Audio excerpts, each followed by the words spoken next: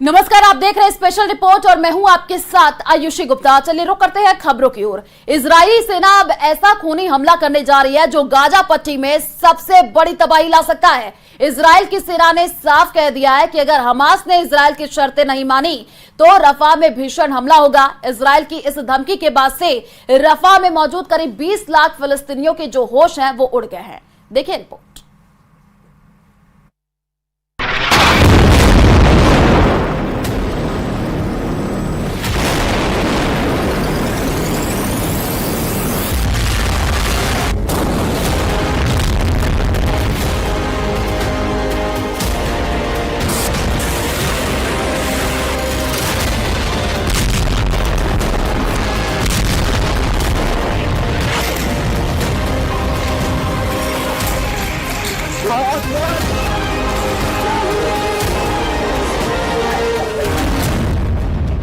सौ दिन बाद आईडीएफ का ऑपरेशन सर्वनाश। 7 अक्टूबर 2023 के बाद से पूरा मिडिल ईस्ट जंग की आग में धधक रहा है। पीएम नेतन्याहू ने 200 दिन के युद्ध के बाद अब गाजा और रफा में ऐसा ऑपरेशन शुरू कर दिया है जो हमास के अंत के बाद ही रुकेगा। हैरानी की बात तो यह है कि अब गाजा युद्ध में 35,000 के करीब फिलिस्तीनी मारे जा चुके हैं। तमाम अंतर्राष्ट्रीय दबावों के बावजूद इजराइल के टॉप कमांडर गाजा पट्टी के दक्षिणी शहर रफा में जंग और तेज करने पर आमादा है। आप इसी से अंदाजा लगा सकते हैं इजराइल ने हमास का पूरी तरह से सफाया करने के लिए बहुत बड़ी तैयारी कर ली है।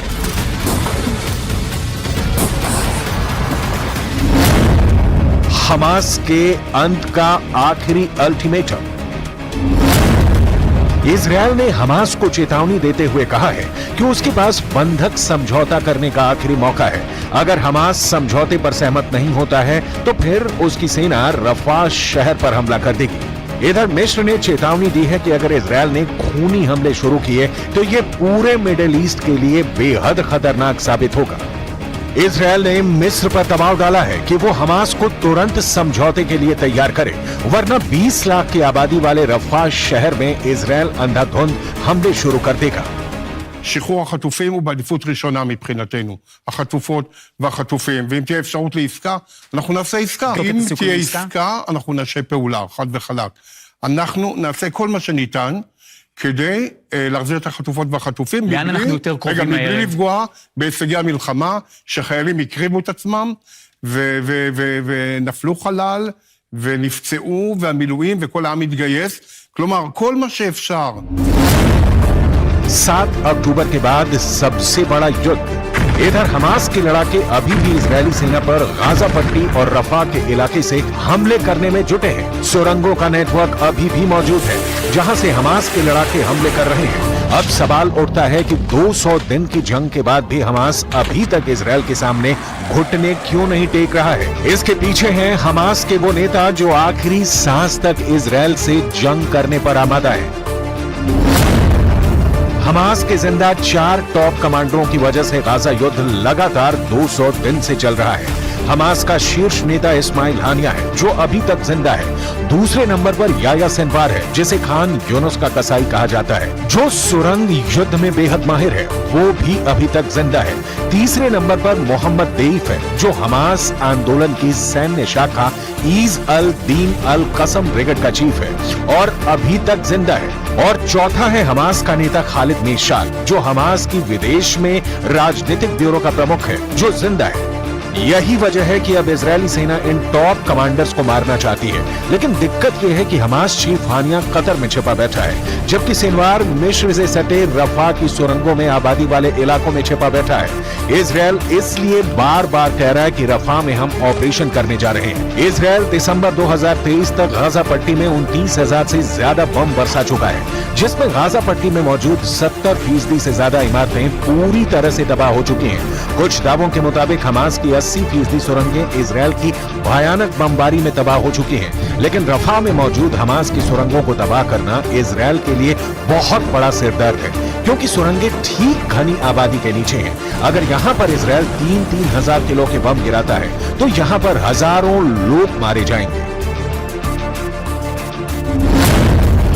जरा इस एनिमेशन से समझिए कि क्यों रफा में इजरायल ऑपरेशन को खूनी युद्ध कहा जा रहा है। गाजा पट्टी के दक्षिणी शहर रफा में इजरायल बड़ा ऑपरेशन करने जा रहा है, जिसकी वजह से 23 लाख की आबादी वाले इस इलाके में भयानक खून खराबा होगा। यहाँ हमास के लड़ाकों से ज्यादा आम इंसान मारे जाएंगे। अभी एक हफ्ते पहले रफा में हुए इजरायली हवाई हमले में 22 लोग मारे गए थे, जिसमें से 18 बच्चे और महिलाएं थी। इसीलिए कहा जा रहा है कि अब रफा में दुनिया वो खूनी मंजर देखने जा रही है जिसकी कल्पना करना भी मुश्किल है। وهنا أقول لكم ما يجري في غزة وما سيجري خلال الأيام القادمة هو ما ستقوم به إسرائيل من اجتياح مدينة رفح، لأن جميع الفلسطينيين من أهل غزة تجمعوا في مدينة رفح، وبقي ضربة صغيرة فقط।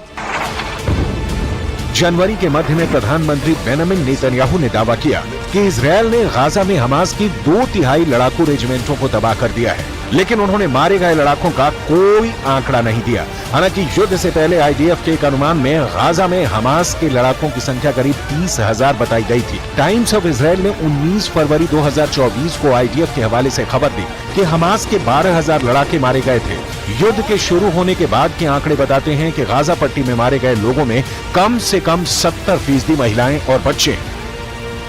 والنقطة الثالثة هي أننا لن نقبل بأي حال من الأحوال تهجير الفلسطينيين سواء من غزة أو من الضفة خارج إطار وطنهم، ويجب أن يبقوا في وطنهم، ويجب أن لا تتكرر مأساة ونكبة عام 1000। पश्चिम की एक मीडिया रिपोर्ट के मुताबिक एक शीर्ष इजरायली अधिकारी ने कहा कि मिस्र पर समझौते के लिए दबाव डालने को तैयार है, लेकिन इजरायल की ओर से रफा में आगे बढ़ने के इरादे गंभीर हैं। इजरायली अधिकारी ने कहा कि इजरायल हमास द्वारा किसी भी देरी के लिए सहमत नहीं होगा। इजरायल की सेना ने रफा शहर के करीब दर्जनों टैंक और बख्तरबंद वाहन जमा कर दिए हैं। इधर मिस्र ने चेतावनी दी है कि रफा के हमले में मानवीय स्थिति के साथ साथ क्षेत्रीय शांति और सुरक्षा पर विनाशकारी परिणाम हो सकते हैं। हमास ने इससे पहले कहा था कि वो स्थायी युद्ध विराम और इजरायली सैनिकों की पूर्ण वापसी की अपनी मांगों से पीछे नहीं हटेगा। इस मांग को इजरायल ने खारिज किया, क्योंकि हमास नेता याया सिनवार बंधकों को मानव ढाल के रूप में इस्तेमाल कर रहे हैं, जिनके बारे में माना जाता है कि वो एक सुरंग नेटवर्क में छिपे हुए हैं। सूत्र ने बताया कि इजरायली सेना के रफा में जाने से पहले हमास के लिए ये आखिरी मौका है। वो या तो डील को मानेंगे या फिर उनको रफा में हमला देखना होगा। इजरायल का कहना है कि 7 अक्टूबर को अपहृत 129 बंधक अब भी कैद में हैं। गाजा के 20 लाख से ज्यादा लोगों ने भागने के बाद यहाँ शरण दे रखी है। इजरायल काफी समय से इस बात पर जोर दे रहा है कि वो मिस्र की सीमा से लगे शहर रफा पर जमीनी हमला करेगा, क्योंकि हमास की आखिरी बटालियन यहीं पर छिपी हुई है। ऐसा दावा किया जा रहा है। अब देखना होगा कि क्या इजरायल रफा में आखिरी हमला करके हमास का पूरी तरह से सफाया कर देगा या फिर रफा पर हमला पूरे मिडल ईस्ट को खूनी जंग में झोंक देगा।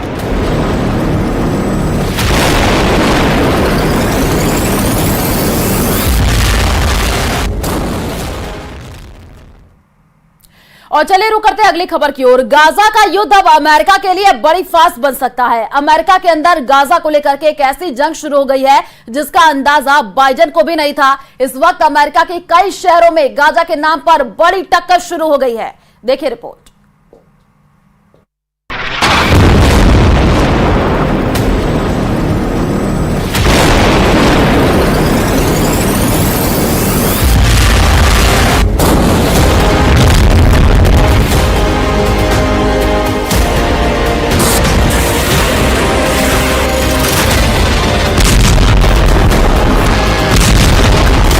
इजरायल का बम गाजा में फटता है,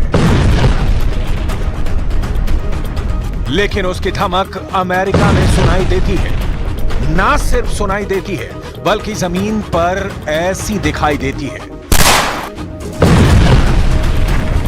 अब एक नए युद्ध के जरिए गाजा में सीज फायर की लड़ाई हो रही है। सीज फायर यानी युद्ध बंद हो, बाइडेन पर प्रेशर हो कि वो इजरायल पर दबाव डालें और नेतन्याहू बमबारी बंद करें। अब इसे लेकर एक बड़ी जंग दुनिया के कई हिस्सों में शुरू हो चुकी है।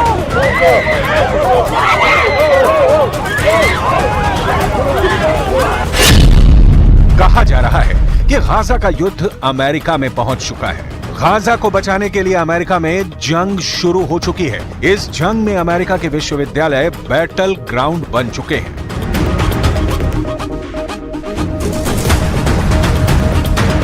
अमेरिका के कई शहरों में अलग अलग विश्वविद्यालयों के सैकड़ों स्टूडेंट गिरफ्तार हो चुके हैं। हथकड़ियां लगाकर सबको हिरासत में लिया जा रहा है। सड़कों और चौराहों पर प्रदर्शन हो रहे हैं।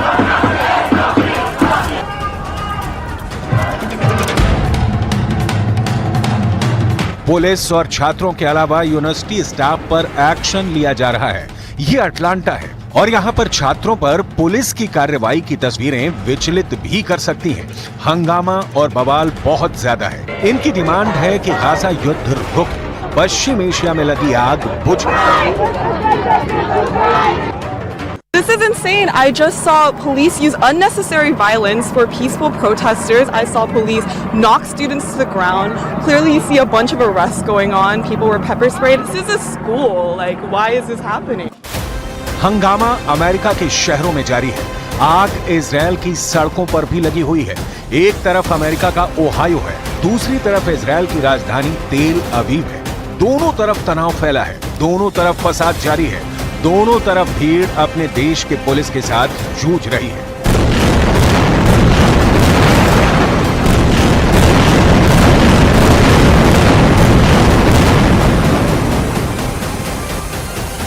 इनकी डिमांड क्या है, इसे समझने के लिए 7 अक्टूबर 2023 के बाद से गाजा पर हुई बमबारी और तबाही को समझिए। गाजा पर गिरे हर बम ने जान ली है। एक नहीं, दो नहीं, बल्कि हर बम ने 10-10 जान ली है।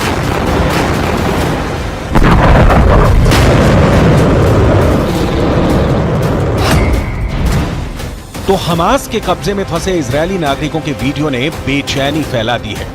इन तस्वीरों को देखकर पूरी दुनिया पूछ रही है कि इजरायल और हमास के बीच सीज फायर कब होगा?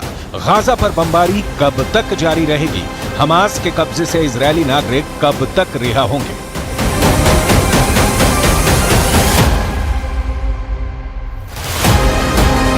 अमेरिका में यूनिवर्सिटी के स्टूडेंट ये युद्ध लड़ रहे हैं और पुलिस उन्हें रोकने के लिए केमिकल स्प्रे कर रही है। कुछ पर टेजर गन चलाई जा रही है, यानी करंट वाले पिस्तौल। लेकिन अमेरिका में बाइडेन के खिलाफ यह विरोध रुकने का नाम नहीं ले रहा। अमेरिका के बॉस्टन में नॉर्थहैम्पटन यूनिवर्सिटी के छात्रों ने कैंप लगाकर गाजा के समर्थन में प्रदर्शन किया तो करीब 100 लोग हिरासत में लिए गए। इनमें ज्यादातर छात्र और छात्राएं ही हैं। कई जगह आंसू गैस के गोले छोड़कर इस विरोध को दबाने की कोशिश हुई। अमेरिका के इंडियाना में ब्लूमिंगटन नाम का शहर है और यहाँ इंडियाना यूनिवर्सिटी में 23 लोगों को गिरफ्तार किया गया। एरिजोना स्टेट यूनिवर्सिटी में करीब 70 लोग गिरफ्तार किए गए क्योंकि यहाँ भी तंबू लगाकर गाजा में सीज फायर की मांग की गई। फिलिस्तीन के समर्थन के साथ यहाँ इजरायल के बंधकों की भी बात हो रही है और उनकी रिहाई के लिए भी अमेरिका पर दबाव डाला जा रहा है। We see what's happening in the United States and now in Australia. We keep going and we hope that it'll take off in France too, because universities really have a role to play in what's happening in Palestine and the genocide which is underway. सबसे बड़ी बात यह है कि पूरी आजादी के साथ अपनी आवाज उठाने के लिए जिस अमेरिका के लोकतंत्र की तारीफ की जाती है, वहां यूनिवर्सिटी के स्टूडेंट्स पर लाठी डंडे और आंसू गैस सब कुछ छोड़े जा रहे हैं। उनको गिरफ्तार किया जा रहा है। पिछले 10 दिनों में अमेरिका की Yale university, university of southern California, Vanderbilt university और यूनिवर्सिटी ऑफ मिनेसोटा में काफी हंगामा हुआ है। इन विश्वविद्यालयों की इमारतों को प्रदर्शनकारियों ने घेर लिया। इस वजह से कई प्रोग्राम कैंसिल करने पड़े, पुलिस बुलाई गई और फिर अमेरिका को बदनाम करने वाली तस्वीरें पूरी दुनिया में छा गई।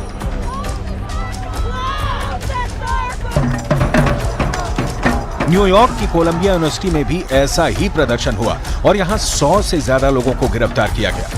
And when students here in CUNY or in Columbia, whenever they're standing up and opposing the state of Israel, we are saying very good. It's not anti-Semitic. It should be it should be accepted in the world that when you are doing a crime to the people of Gaza, that it's unjust and their voices should be accepted, not they should be vilified and accused of anti-Semitism. अब यही हाल Canada में भी देखा गया। यही हाल Australia, Britain और France में भी देखा जा रहा है। ये वो देश हैं जिन्होंने गाजा में नॉन स्टॉप बमबारी को लेकर इजरायल का समर्थन किया है, यानी बम रफा कैंप में गिर रहा है और गुस्से के शोले पश्चिमी देशों में भड़के हुए हैं। डिमांड 3 है, गाजा पर बमबारी बंद हो, सीज फायर हो और बंधकों को छुड़ाया जाए। इस वक्त हमास के कब्जे में इजरायल के कई बंधक हैं, जिनको छुड़ाने के लिए इजरायल की सरकार पर भी प्रेशर बनाया जा रहा है। 200 दिनों से भी ज्यादा वक्त से बंधक बने केत सीगल और ओमरी मेरान का वीडियो हमास ने जारी किया है। יש לי זיכרונות מאוד מאוד יפים מפסח בשנה שעברה, שחגגנו כולנו ביחד, ואני מאוד מקווה שתהיה לנו לכולנו הפתעה הכי טובה שיכולה להיות. משפחתי היקרה, אני מתגעגע לכולכם. אבא, אחיי, אחותי, לישי אהובתי, רוני ואלמה, בנותיי היקרות. इन दोनों बंधकों की वीडियो के अलावा पहले भी हमास की तरफ से वीडियो आते रहे हैं और इजरायल में इसे लेकर गुस्सा बहुत ज्यादा है। तेल अवीव में मेन हाईवे को ब्लॉक किया जाना आम बात हो गई है। मुद्दा सिर्फ एक है, बंधकों को वापस लाने की डिमांड तेज हो रही है। 7 अक्टूबर को हुए हमास के हमले में इजरायल के 1200 लोगों की मौत हुई थी। करीब 250 इजरायली नागरिकों को बंधक बना लिया गया था। इसके जवाब में इजरायल ने गाजा पर लगातार बमबारी की, जिसमें करीब 35,000 लोगों की मौत हो चुकी है, जिसमें महिलाओं और बच्चों की तादाद ज्यादा है। हजारों लाशें अब भी मलबे में दबी हुई हैं। सवाल है कि गाजा में बचे आखिरी इलाके रफा पर लगातार बमबारी के बीच इजरायल अब क्या चाहता है? אם תהיה עסקה, אנחנו נעשה פעולה, חד וחלק. אנחנו נעשה כל מה שניתן כדי להחזיר את החטופות והחטופים, מבלי לפגוע בהישגי המלחמה, שחיילים הקריבו את עצמם, ונפלו חלל, ונפצעו, והמילואים, וכל העם התגייס. כלומר, כל מה שאפשר. गाजा के रफा से आया ये वीडियो देखिए। गाजा का ये रिफ्यूजी कैंप एक बड़ा मैसेज दे रहा है। मौत और खून खराबे के बीच यहाँ बच्चों का कोई खेल चल रहा है।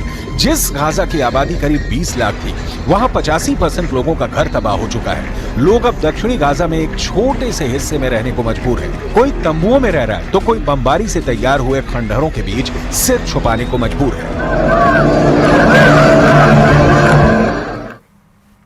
और चलिए रुक करते हैं अगली खबर की ओर। रूस ने यूक्रेन पर एक ही रात 34 मिसाइलों से हमला कर दिया। पुतिन की फौज ने यूक्रेन के 4 पावर प्लांटों को तबाह किया है। पुतिन का यह गुस्सा यूक्रेन की एक मिसाइल को लेकर के भड़का है, जो उसे अमेरिका ने ही सप्लाई की थी। देखिए रिपोर्ट।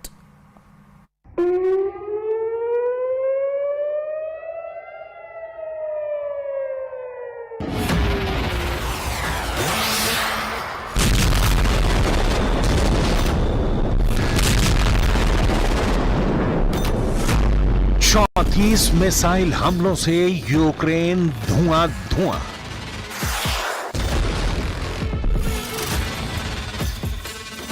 रूस का यूक्रेन पर बहुत बड़ा अटैक।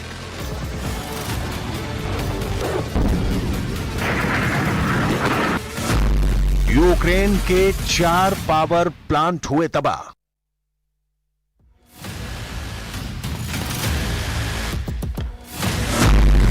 ये पुतिन का क्रोध है। यूक्रेन से आई बर्बादी की ये तस्वीरें ही बताने के लिए काफी हैं कि पुतिन किस कदर गुस्से में है। इसीलिए पुतिन ने एक बार फिर अपने तोपखाने का मुंह खोल दिया है। पुतिन की मिसाइलें गरज रही हैं। पुतिन की मिसाइलों ने यूक्रेन में त्राहिमाम मचा कर रख दिया है। इसीलिए 1 नहीं, 2 नहीं, 3, 4, 5 नहीं, बल्कि एक ही रात में पुतिन ने 34 मिसाइलों का रुख यूक्रेन की ओर मोड़ दिया। यह हमला इतना बड़ा था कि यूक्रेन को पहली बार में तो समझ में ही नहीं आया कि मुकाबला करें या इस हमले से बचें। जब तक यूक्रेन के फौजी कुछ फैसला ले पाते, तब तक मिसाइलों ने यूक्रेनी ठिकानों को तबाह कर दिया था। हालांकि रूस के हमले के बाद यूक्रेन की सेना ने यह दावा किया कि उन्होंने रूस की 21 मिसाइलों को नष्ट कर दिया। सिर्फ 13 मिसाइलें ही यूक्रेनी ठिकानों को निशाना बना पाई। हमले के बाद पावर सप्लाई से जुड़ी यूक्रेन की कंपनी DTEK ने कहा, कि रूसी हमले में ऊर्जा संयंत्रों में कई लोग घायल हुए हैं। दक्षिण पूर्वी नीप्रोपेट्रोव्स्क इलाके में 2 पावर सप्लाई प्लांट प्रभावित हुए हैं। पश्चिमी लीव और इवानो फ्रैंकोविस्क इलाकों में भी हमलों की खबर है। यूक्रेन के दूसरे सबसे बड़े शहर खार्किव में मिसाइल हमलों में एक मनोरोग अस्पताल क्षतिग्रस्त हो गया, जिसमें एक व्यक्ति घायल हो गया। घटनास्थल की तस्वीरों में अस्पताल के पास एक बड़ा गड्ढा और गलियारों में शरण लेते मरीज दिखाई दे रहे हैं। इलाके के गवर्नर ओले सिनुहोबो ने रूसी हमले की पुष्टि के साथ ही ये भी कहा कि हमले में 53 साल की एक महिला को चोट लगी है, जिसका इलाज जारी है। І ракет для хаймарсів до необхідної ППО і техніки. यूक्रेन का रूस पर जवाबी हमला। इस बीच यूक्रेन ने भी रूस पर काउंटर अटैक कर दिया, लेकिन एक साथ रूस के दक्षिणी कास्त्रोडार इलाके में 60 से अधिक ड्रोनों से हमला कर दिया। कास्त्रोडार इलाके के गवर्नर वेनियामिन कोंद्रतयेव ने कहा कि यूक्रेनी बलों ने एक तेल रिफाइनरी और बुनियादी सुविधाओं को निशाना बनाया, लेकिन कोई हताहत या गंभीर नुकसान नहीं हुआ। इस बीच खबर यह भी है कि यूक्रेन के हमले में स्लावयान्स्क तेल रिफाइनरी में आग लग गई। यूक्रेनी ऊर्जा मंत्रालय ने शनिवार को कहा कि रूस के कास्त्रोदार क्षेत्र में इलस्की और स्लावयान्स्क तेल रिफाइनरियों पर हमला किया गया था। यूक्रेनी ड्रोन ने रात को कुश्चेवास्क सैन्य हवाई क्षेत्र को भी निशाना बनाया, लेकिन रूस का दावा है कि यूक्रेन के ज्यादातर ड्रोन को रूस की वायु रक्षा